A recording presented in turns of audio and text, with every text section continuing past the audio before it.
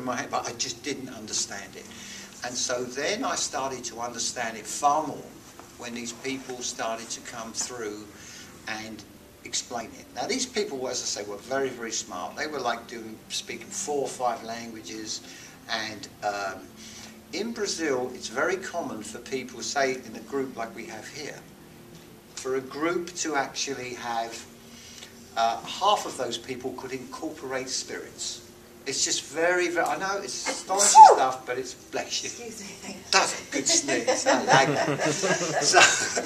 So they, you know, half the people could incorporate spirits or entities or whatever you want to call it. And I found this amazing, and it's just very, very commonplace in Brazil. Well, I was there for 6 months in that year, and I was very blessed because I had an interpreter given to me for, I think I was there for the first year and a half that I was there in 6-month increments, because that's how long you're allowed to stay before you leave the country, 6 months. For about a year and a half, they gave me an interpreter for me to understand what was going on in Portuguese, and then it would be interpreted from Portuguese to English, and that's incredible. And I didn't really understand why and this, that, but I was like almost like a resident healer there. And once they started to understand my gifts, they were very, very quick to ask me to give healing to other people, and that's just what I wanted to do. But I was beginning to learn great things. So one thing I understood, now I brought this along because I was supposed to look at this, but I never look at this. But I just want to go through just a few things here. So all spiritual healing, as I understand it, there's a big difference between spiritual healing and psychic healing. Psychic healing is when you give of yourself. Spiritual healing is when you channel, or you are channeled through as the channel for these spiritual guides to come through you. And this is the one that is far more potent, because you have these guides that have all this incredible knowledge that are just using you as the channel.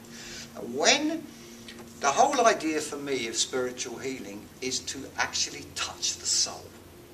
That's the point, is to actually touch the soul, because then when you give a healing, if someone has a physical problem, whatever it may be, it could be a cancer or anything like that, you have every chance, or more chance should we say, of actually making a difference when you touch the soul. If you don't touch the soul, what happens is you can get a purely reflex reaction, and then the problem can come back in another place or another phase. So that's one of the things that I try and do, and I'm very aware of that when I do it, is to try to touch the soul. So that's always been a big point of me. And of course, all spiritual healing is activated by the evolution of the soul. You cannot get anything that you're not entitled to. So when people walk into me, the whole idea is, from my point of view, is I hope they've earned their rights to receive a benefit on a soul level, because if they do, then I can help. And with the gifts that I've been given, I know that there's every chance that I can make some sort of difference with the healing, as long as they have earned that right. Because no soul can claim for itself what it's not entitled to. It just can't be done. It has to be that evolutionary development, should we say, or unfolding, for it to actually make it. It's very complex, but it's also facile at the same time. So the one thing I've always found is that when I'm doing this type of thing, it's always linked to the heart. Everything I do is linked to the heart. It's like an hourglass, and you've got the spiritual guides there. It comes down to the heart, and through the heart I then express it out through into the hands, and working on a cellular level, however it's going. This is how basically I do my my healing.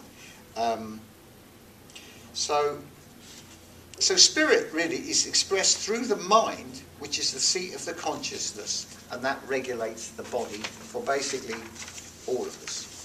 So the healer, as I understand it, is the transformer of energy from the higher vibrations of spirit coming down to the human heart and going down to the lower level, which is the physical vibrations. Now, because everything is energy, obviously everything has a chance of healing through energy to energy. So it's the stepping down in frequency that allows the healer to impact on the person on the earth plane as they both reach spirit and matter. I'm trying to follow this because otherwise I just talk. So one thing I understood about this is that everything is governed by laws. Everything is governed. Like if I drop that, gravity is going to do its thing and down it will go every time. It's the same height, weight and all that. It's immutable. It doesn't change. So everything I know is governed by law. Now the one thing that I've discovered about this is that when you follow these laws, and the divine plan is about love. That is what the divine plan is, and also humility. So when you can offer yourself up with true humility for this healing, you have every chance of activating the guides that are trying to come down. They can get down here, but they can't come down here. So I found we have to find ways to go up to meet them to connect. And what I've found is that honest prayer actually has a real force and a dynamism. I'm not going to try and say that again.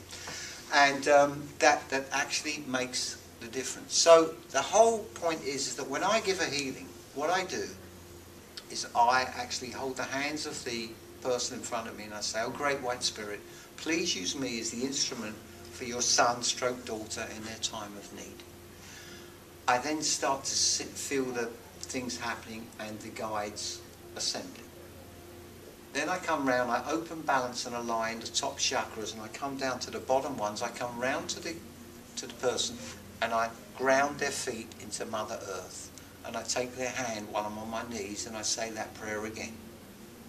Because the honour is mine to give the healing, not the other way around. I think that gets a little bit confused at times. So by doing that, I see and feel and hear and everything about the guides assembling. Then I do that one more time, and then that does seem to set the conditions up so that the actual guides, masters, whatever you want to say, are assembled. Once that's done, I then sit in front of the person and say, "So how can I help you?" But the point is that by following those laws, the conditions have been set up that there's much more chance that you can connect with them for a healing. When we go from the physical to the next realm up, which is where we go, where I believe when we all die, this is where we all go for different periods, it's the astral realms. And the astral realms is a realm of thought and feelings. So if we were like taken out by some bomb now or something like that, we'd all be sitting here a long, long time before someone would say, "We seem to be sitting here an awful long time." Because it's through the mind that we still have the idea that everything's still tactile, we're there, all the colours, this, that, and everything else. And we wouldn't know it. Because I believe that the divine has deemed it appropriate to actually set it up like that because of the shock of going from one world or universe to the other. So that is the astral realms. Now, in Brazil, this particular doctor that I'm talking about that had this house, it's called the Casa do Jardim, which is the garden house. He had someone come through, and I think it was 1965, that said he had cracked the code to the astral realms. The doctor said, "I'm not buying that for a second," until it was proven. And he had it proven to him, and he couldn't believe it, this doctor. And he was in charge of a 700-bed hospital in the south of Brazil, and he was in charge of psychic studies, which I didn't know you had psychic studies for physical hospitals. So he basically became fascinated by figuring all this out about how the astral realms worked, and his wife was an amazing medium, and they started to go to the astral every time using these techniques. This doctor, who's a brilliant man, he's passed on now, he discovered with others that there are 13 laws that govern the astral realms, and these will affect every entity, should we say, spirit, whatever you want to say, that's over there. Now this is for the good and the bad. So I